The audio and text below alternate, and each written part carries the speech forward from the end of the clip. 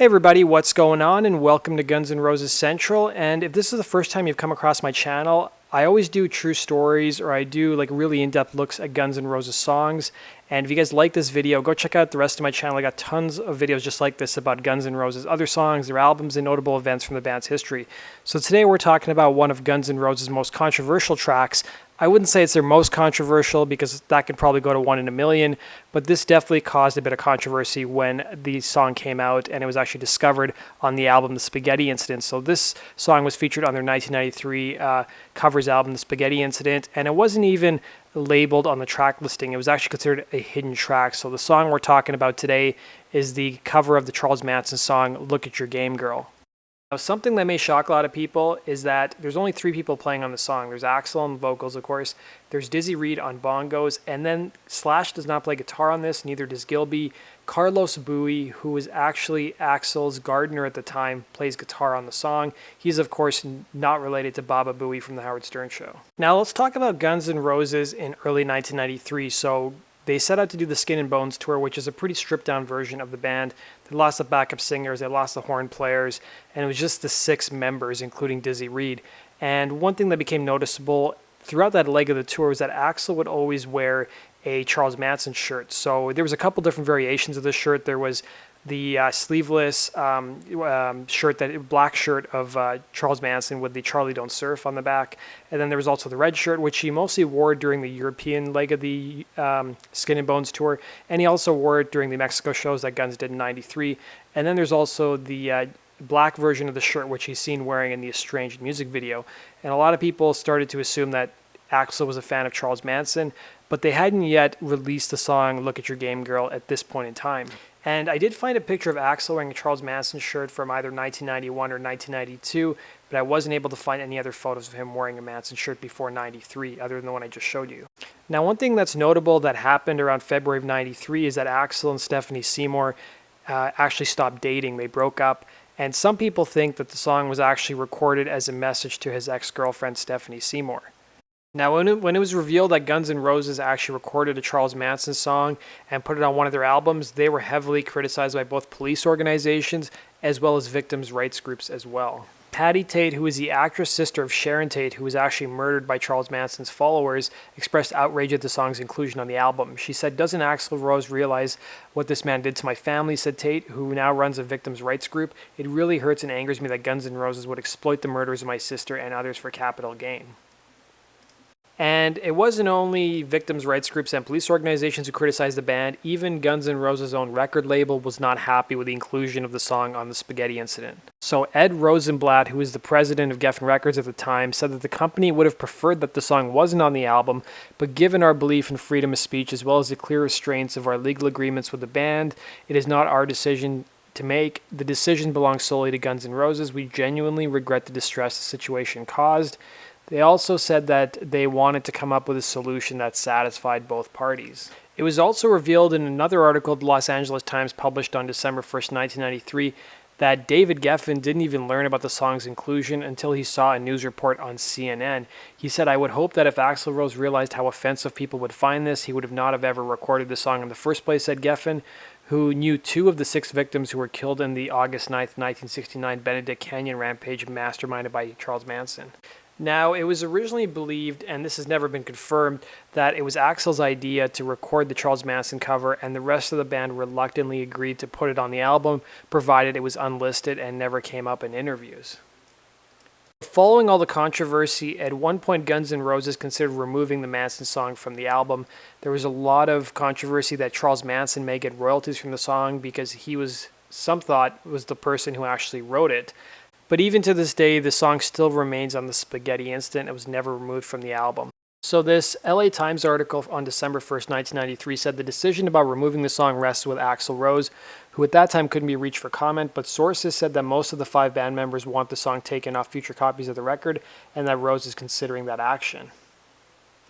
Now, there's a couple statements that Axl put out about why he recorded the song. So in late 1993, around December, he said, "Personally, I like the lyrics and the melody of the song. Hearing it shocked me, and thought that maybe there might be other people who would like to hear it. The song talks about how a girl is insane and is playing a mad game. I felt that it was ironic that such a song was recorded by Charles Manson, someone who should know the inner intricacies of madness. Manson has a dark past of American culture and history. He's a subject of fear and fascination through books, movies, and interviews he's done. Most people hadn't heard anything that Charles Manson had recorded. He also said the song is there because it's good and I recognize myself in the lyrics. Not to shock, I like the lyrics, he says. It's about a mad girl who played a mad game and it felt like a description of a situation I was in myself. I thought it was ironic that it was written by Charles Manson, a man who should be familiar with madness. We don't thank Charles Manson on the cover, and the song is a hidden bonus track. Now, Slash talked about how the song was actually discovered by Axl. So Axl first learned of the song through his brother Stuart. So in an interview that Slash did in 1994, he said Stuart, Axl's brother, had a copy of the Manson cassette, and that particular song had significant lyrical matter, especially since Manson was singing it. We were a little bit shy about doing it because we didn't want anybody to pin on us a Manson thing. There's a rumor that he didn't write it. I got a phone call from someone who said it was written by Dennis Wilson and somebody else. To this day, we still don't know who the F wrote it. We did it anyways, but we didn't want to put its title and Charles Manson name on the record.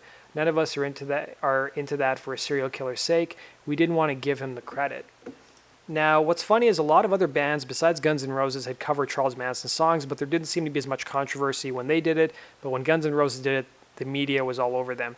And Slash talked about the controversy in an interview he did in 1993 on a Quebec television station. Here's the interview. A song at the end, the Charles Manson song. But do you have a fascination for that maniac, or no? It was. How did you discover that song? It was supposed to be sort of. It wasn't supposed to be anything. It was just a joke. We were surprised that the guy even sang, you know. and he has albums. I've seen it. Well, yeah, and a lot of other bands have covered him before we did. You know, and I don't think there's anything sick about taking an obvious psychotic and taking his material and going, look what this guy did. You know? and that was all we did, and we buried it on the record. It's not on the sleeve. It's not on the credits or anything like that. No. And it just turned into another one of those Guns N' Roses media blisses, and that's it. And it's a dead issue now, you know. And he's not going to get anything out of it. No? Okay. No, so. Okay. Donc, la chanson. So as Slash said, Charles Manson never ended up getting any of the royalties in the end. In fact, the royalties from the song would actually be paid to the son of one of those killed in a spree masterminded by Charles Manson. So the person who actually got the royalties was Wojtek Frankowski under a 1971 court order against Manson. The royalties ended up being about $62,000 for every million copies of the album sold. And Frankowski was one of 5 victims found bound, stabbed, and bludgeoned to death on August 9th, 1969, following the Benedict Canyon's crime spree masterminded by the cult leader. Now, Frankowski ended up doing a press conference after it was revealed he'd be getting royalties from the spaghetti incident. He said, "It's a truly bizarre chain of events that brings me here today, years after the most tragic event of my life," said Frankowski, whose 2 children are actually fans of Guns N' Roses. "Even though this new situation cannot change the past, my hope is that something positive will emerge for the future." And Axl told Q Magazine that performance royalties would be donated to a non-profit environmental organization, and Geffen issued a statement that the label would donate their share of royalties from the song to the Doris Tate Crimes Victims Bureau. Now, Axl and Slash were interviewed in early 1994 on Rockline, and the topic of the Manson song came up. Here's what they had to say about it. Guns N' Roses, Black Leather from the spaghetti incident. Back to the phones we go. Blair is in Robertsonville, North Carolina, listening to WRDU 106 in Raleigh. Blair, you're on with Axl and Slash. Hey, I'm number one fan of y'all. I had a question. Are y'all planning to pull the Charles Manson track off your album? At this time, no, but we've also been notified by a fan that if we do pull the song, he'll sue us and Geffen Records for $1 per album sold as of the date that we pull the song. You know, he'll file this in federal court, but we don't have plans of pulling it as of now. And you're in Raleigh? Oh, yeah. Oh. Okay, cool. Hi, Jennifer.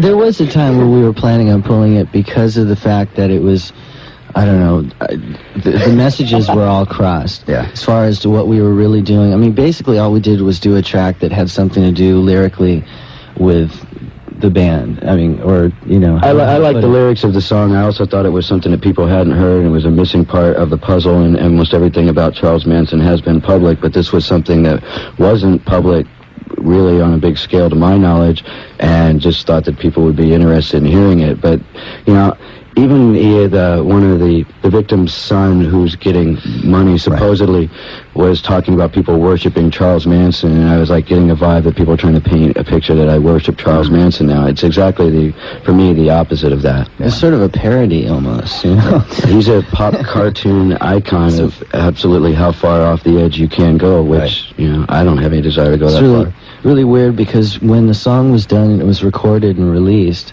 there was no attention drawn to it, and all the attention that has been given it so far has come from the media that's been opposing it. Because they make the bucks off that. And it's ridiculous. So at this point, I'm just like, screw you, whatever. Yeah. You know, it's typical. We've been going through this since we started, so I'm not phased. And as Axel had mentioned, I guess the royalties to this song go to the son of one of the victims of the Manson murders. They don't go to Charles Manson. Right. Yes, but then I did hear also about someone else saying that Charles doesn't have the copyright on that. He does, and he wants the money. So, you know, as long as Charlie's not getting it, that's cool. Yeah. It sounds. We don't know what this guy is all about. Yeah. It is an unlisted track on the album. You won't find it, but it's at the very end. It's called "Look at Your Game Girl," Guns. So Slash did an interview with the LA Times back in December of '93, and he sort of expressed some regret over including the song on the album. He said the song was done with a naive and innocent black humor on our part, but looking back on it, I think we might have made a mistake. We never expected the flack that came up, but we now know it's a serious issue for the families. Axl also put out a lengthy letter and statement in 1994, several months after the actual controversy erupted. I'm not going to go through the entire thing because it's pretty long, but I've linked to it down below if you guys want to check it out. It was published in Q magazine. Now, 5 years after the spaghetti incident came out, in 1988, Marilyn Manson did an interview where he claimed he was the person who introduced the song to Axl Rose. So he was telling a story about how he was backstage at a U2 concert with Trent Reznor, and basically Axl Rose was there as well. He said, I met Axl Rose. He was very neurotic and was telling me about his psychological problems, his split personalities, and I felt like this guy's a total effing flake. Being that I'm overzealous type, I started telling him about my band anyway, and I said, you know, we do the song My Monkey, and it's an adaptation of a Charles Manson song off his album Lie. And he's like, I've never heard of that before. I told him, you should check out that album, it's cool. And lo and behold, 6 months later, Guns N' Roses put out the Spaghetti Incident, and Axl Rose covers Look at Your Game Girl from the Lie album. Then he started getting all the heat from Sharon Tate's sister and everybody. And then 3 years later, Gilby Clarke, who was no longer in Guns N' Roses at the time, was in a band called Colonel Parker. It was, you know, dubbed a supergroup of different musicians. It included Gilby Clarke, ex-Stray Cats drummer Slim Jim Phantom, as well as a number of other musicians. And one of the things that Gilby revealed in the interview, which I've linked to down below, is that his own family didn't buy the Spaghetti Incident because it contained the Charles Manson cover. So that does it for this episode of Guns N' Roses True Story. I hope you guys enjoyed this episode. Let me know what your thoughts are on the song. Do you enjoy it, or is it an afterthought on the Spaghetti Incident? Comment down below and let me know. And as always, guys, make sure you subscribe for all things related to Guns N' Roses, and be sure to hit the like button if you enjoyed the contents of this video. Also, be sure to support me on Patreon if you guys are interested, and you guys can follow me on Facebook and Twitter if you want to check out some cool, rare, never before seen, or rarely seen Guns N' Roses photos. Take care.